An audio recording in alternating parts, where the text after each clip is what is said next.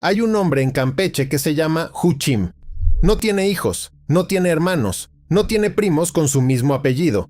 Cuando él muera, la palabra Huchim desaparece del registro civil de México para siempre. Huchim significa colibrí en maya. Un colibrí que lleva 500 años volando de generación en generación, sobreviviendo conquistas y revoluciones y olvidos, y que un día de estos va a caer sin que nadie lo note, sin que salga en las noticias, sin que ningún funcionario levante un acta, sin que a nadie le importe lo suficiente como para decir algo al respecto.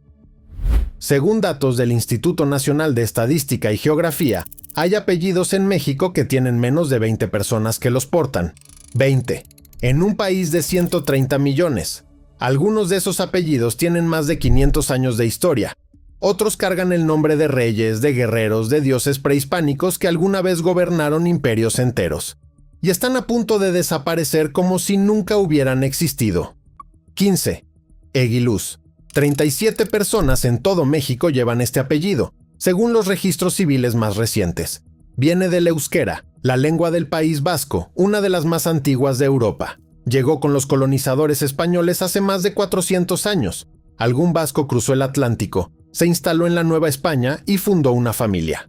Su apellido pasó de generación en generación durante siglos. Sobrevivió guerras, revoluciones y el paso brutal del tiempo. Pero no va a sobrevivir esta generación. 37 personas. Caben en un camión. Y aquí hay algo que vale la pena decir desde ahora. Los primeros apellidos de esta lista no son indígenas, son europeos. Llegaron con los conquistadores y ahora están muriendo en la misma tierra que colonizaron. La tierra se los está tragando a todos por igual. 14. Echeverri, 27 registros en todo el país. También vasco.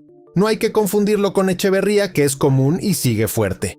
Echeverri sin la A final es otro apellido, otra familia, otra línea de sangre. El vasco original que trajo ese nombre probablemente se instaló en algún pueblo minero del centro de México, como hicieron tantos vascos en la colonia. Levantó una casa, tuvo hijos, les dejó su apellido como única herencia. 300 años después, solo 27 personas lo siguen cargando, y la mayoría ni siquiera sabe de dónde viene. 13. Sugasti. 20 personas. Vasco otra vez. Sugasti probablemente llegó con la misma oleada vasca que fundó comercios, minas y haciendas en la Nueva España. Los vascos fueron de los grupos más influyentes en la economía colonial. Controlaban rutas comerciales, movían plata, levantaban fortunas. Pero la fortuna no protege un apellido. Hoy esas haciendas son ruinas de piedra que se visitan los domingos, y el apellido de quienes las construyeron está a punto de seguir el mismo camino. 12. Ansaldo, 27 personas. De origen italiano. Llegó con alguna de las oleadas migratorias del siglo XIX, cuando México abrió sus puertas a europeos que buscaban tierra y oportunidades. Probablemente se asentó en el centro del país, donde las comunidades italianas echaron raíces entre Puebla y Veracruz. Alguien con ese apellido cruzó un océano, empezó una vida nueva y dejó descendencia. 4 o 5 generaciones después, su apellido está al borde de la extinción. Nadie escribió esa historia. Nadie la va a poder rastrear cuando el último Ansaldo ya no esté. 11. Chocosa, 20 registros. El origen de este apellido no está del todo claro, pero la hipótesis más extendida entre los pocos genealogistas que lo han estudiado es que viene del náhuatl chocoa, que significa lamentarse. Un nombre que quiere decir el que llora o el que se duele. Si eso es cierto, nadie eligió un nombre más apropiado para un apellido que está a punto de desaparecer. 20 personas. Es probable que ninguna de ellas sepa que es de los últimos en llevarlo. 10. Calzonsi. 20 personas en todo el país. Y este apellido carga un peso que los otros no tienen. Calzonsi viene de Cazonchi, el título que recibía el gobernante supremo del pueblo purépecha en Michoacán. El imperio purépecha fue el único que los mexicas nunca pudieron conquistar. Resistieron todo, hasta que llegaron los españoles. El último Cazonchi se llamó Tangaxuan y fue ejecutado por Nuño de Guzmán en 1530. Lo torturaron, lo arrastraron con un caballo y lo quemaron vivo.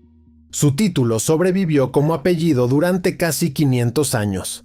Pasó de padres a hijos en silencio, como un acto de resistencia que nadie reconoció. Hoy quedan 20 personas. El linaje de un rey que nunca fue vencido por los aztecas cabe en una sala de espera. 9. Tzompole. 21 registros según los datos disponibles. Náhuatl. La palabra evoca el tzompantli, la estructura donde los mexicas colocaban cráneos en sus centros ceremoniales. No es un apellido bonito para los estándares modernos, y probablemente esa incomodidad es parte de lo que lo está matando. Hay apellidos que se abandonan no porque la familia desaparezca, sino porque alguien en algún momento decidió que ese nombre le daba vergüenza. Y eso me lleva a algo que no puedo dejar pasar, porque la razón principal por la que los apellidos indígenas están desapareciendo no es demográfica, es social. Durante siglos, cargar un apellido en náhuatl, en maya, en purépecha o en totonaco fue motivo de discriminación. En la escuela te lo pronunciaban mal a propósito, en el trabajo te miraban distinto, en el registro civil te sugerían cambiarlo para que tus hijos no tuvieran problemas. Hubo familias enteras que lo hicieron. Llegaron a la ventanilla, pagaron el trámite y salieron con un apellido nuevo, más español, más aceptable, más invisible. No perdieron el nombre, lo tiraron. Y lo tiraron porque este país les enseñó durante generaciones que su nombre indígena valía menos que uno que sonara a Castilla. 8. Acuaite. Cerca de 260 personas. Náhuatl. Significa caño de madera. Es de los pocos apellidos indígenas que todavía tiene una comunidad medible detrás, concentrada sobre todo en el centro del país. Pero la tendencia va en caída. Cada censo registra menos portadores que el anterior. Lo que hace distinto a Acuaite es que no está desapareciendo por vergüenza ni por discriminación. Está desapareciendo por matemática pura. Familias pequeñas, migración a las ciudades, matrimonios donde el otro apellido es más común y termina dominando. No hace falta que alguien te quite el nombre. Basta con que el mundo a tu alrededor lo vaya diluyendo. 7. Balam de origen maya. Significa jaguar. Todavía se encuentra en la península de Yucatán, en Campeche y en Quintana Roo, pero cada vez con menos frecuencia. Balam era el nombre de los sacerdotes guerreros del Popol Vuh. Los 4 primeros hombres creados por los dioses mayas llevaban Balam en su nombre. Era un título sagrado, un símbolo de poder y de fuerza sobrenatural. Ese título terminó convertido en apellido, y ese apellido hoy compite contra los García y los Hernández por no desaparecer del mapa. El jaguar más poderoso de la mitología americana reducido a una línea estadística en un censo que casi nadie lee. 6. DCIB maya. Significa escritura. Todavía aparece en algunos registros de Yucatán y Quintana Roo, pero con frecuencia cada vez menor. El pueblo maya inventó uno de los sistemas de escritura más avanzados de la América precolombina. Glifos tallados en piedra que registraban guerras, eclipses, linajes reales, el movimiento de los planetas. Ese pueblo le puso el concepto de escritura como nombre a sus familias, y ahora ese nombre está desapareciendo.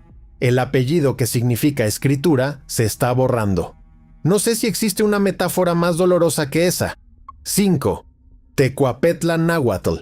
Se encontraba principalmente en Puebla y Tlaxcala, en comunidades pequeñas donde el náhuatl todavía se hablaba en la vida diaria. Ha ido desapareciendo por la modernización y la mezcla de apellidos. Muchas familias con apellidos indígenas largos o difíciles de pronunciar para oídos que solo hablan español optaron por acortarlos, modificarlos o directamente sustituirlos en el registro civil. Un trámite, una firma y un apellido de siglos desaparece del papel como si fuera un error ortográfico. Tecuapetla no se extinguió por causas naturales. Lo editaron hasta que dejó de existir. 4. Cepagua raíces totonacas. Todavía se encuentra en algunas comunidades serranas de Veracruz, en Tequila y otros pueblos de la sierra. Deriva del primer símbolo del calendario azteca, Zipactli, que representa el origen de la tierra. Cuando los misioneros españoles bautizaron a un hombre llamado Zipactli en la sierra de Songolica, le pusieron Pedro de nombre cristiano, Pedro Zipactli. Con el tiempo, Zipactli se transformó en Cepagua. Las familias que llevan ese apellido son un hilo directo, sin cortar, entre el México de hoy y el mundo prehispánico. Pero la emigración las está vaciando. Los jóvenes se van a Xalapa, a Puebla, a Ciudad de México. Y en las ciudades, Cepagua suena raro. Suena a otro México. Uno que a muchos les incomoda reconocer como propio. 3. Xocoyotl náhuatl. Significa el más joven o el Benjamín. Era el título que se le daba al hijo menor en las familias nobles mexicas. Moctezuma Xocoyotzin, el tlatoani que recibió a Hernán Cortés en Tenochtitlán en 1519, llevaba esta palabra como parte de su nombre, el gobernante más famoso del México antiguo. Hoy apenas quedan registros civiles con este apellido. En algunos pueblos del centro de México todavía se menciona en la tradición oral, en las historias que los abuelos les cuentan a los nietos antes de dormir. Pero la tradición oral no aparece en los censos, y lo que no aparece en los censos para el gobierno no existe. Me cuesta trabajo procesar que un apellido que compartió el gobernante más reconocido del México prehispánico esté a punto de desaparecer. Es como si en España estuviera extinguiéndose el apellido Borbón, con la diferencia de que a los Borbón los protege un trono, una corona y todo un aparato de estado. A los Xocoyotl no los protege nadie. 2. Uchim Maya. Significa colibrí. Es el apellido con el que abrimos este video. Solo unas cuantas familias en Yucatán y Campeche lo conservan. El colibrí era símbolo de energía y vida en la cosmovisión maya. Los antiguos mayas creían que el colibrí era un mensajero entre el mundo de los vivos y el de los muertos. Uno de los seres más veloces y resistentes de la naturaleza, convertido en nombre de familia. Un mensajero entre mundos convertido en apellido. Y ese apellido se está apagando en silencio mientras el país entero discute otras cosas que mañana nadie va a recordar. 1. Moquihuixnáhuatl. Este era el nombre del último tlatoani de Tlatelolco antes de que el señorío fuera absorbido por Tenochtitlán. Moquihuix gobernó, guerreó y murió en batalla contra las fuerzas de Axayácatl. Su linaje fue derrotado y casi borrado de la historia oficial del Imperio Mexica. Pero su apellido sobrevivió. 500 años. Pasó por la conquista española, por la colonia, por la independencia, por la revolución, por cada crisis que este país ha vivido. Sobrevivió a todo. Y ahora, en pleno siglo XXI, está a punto de desaparecer del registro civil. No por una guerra, no por una conquista, por puro y simple olvido. 15 apellidos, algunos con 20 portadores, otros con menos de 30. Detrás de cada uno hay un mundo entero que ya casi nadie recuerda. Un idioma, una forma de nombrar las cosas, una manera de entender el tiempo, la tierra, los animales, la muerte. Y cuando el último portador de cada uno de ellos falte, ese mundo se cierra para siempre. Sin ceremonia, sin aviso, sin que nadie lo ponga en la primera plana de ningún periódico. No se pierde un nombre, se pierde un pedazo de México que nadie se molestó en guardar. Dime en los comentarios si llevas un apellido indígena, si sabes lo que significa, si alguien en tu familia alguna vez lo cambió o te contó por qué. Esas historias no están en ningún registro civil, están en la gente que todavía las recuerda. Y este canal existe para que no se pierdan.